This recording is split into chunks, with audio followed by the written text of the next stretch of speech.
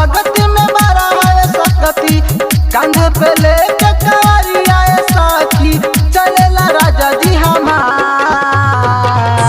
अरे बोली बोली कहेला राजा मोरो, जल फूल भांग गाजा हो चिलम, सब चले देव घर, सब बोले बोला बम, सब चले देव घर, सब बोले बोला बम। बाबा के भक्ति में बारा हवे शक्ति,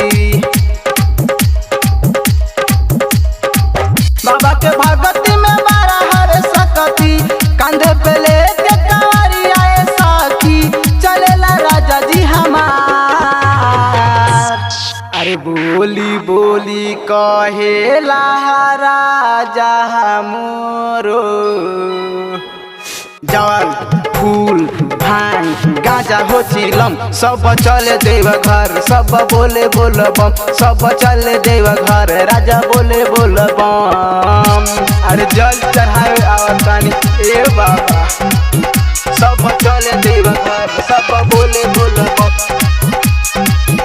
सब चले देव घर, सब बोले बोल बम।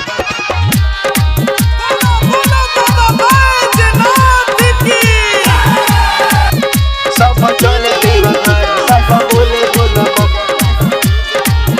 सब चले देव घर, सब बोले बोल बम।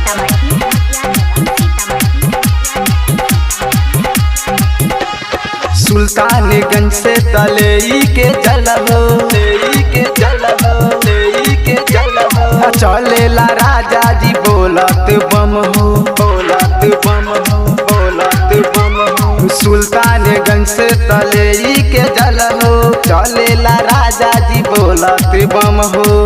कहेला राजा आएला माजा, कहेला राजा आएला माजा, कहत बानी बोलबा। अरे बोली बोली कहेला राजा मोरो, जल फूल भांग गाजा हो चिलम, सब चले देव घर, सब बोले बोल बम, सब चले देव घर, राजा बोले बोल बम। सब चले देव घर, सब बोले बोल बम, सब चले देव घर, सब बोले बोल बम। बोला बोला बाबा महेंद्रनाथ की। सब चले देव घर, सब बोले बोल बम,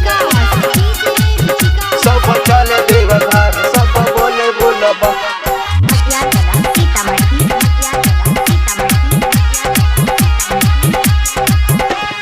केहू से पीछे न रहेला राजा, रहेला राजा ए बाबा, सुंदर बनम देला ए भोले बाबा, ए भोले बाबा, ए भोले बाबा। केहू से पीछे न रहेला राजा, सुंदर बनम देला ए भोले बाबा।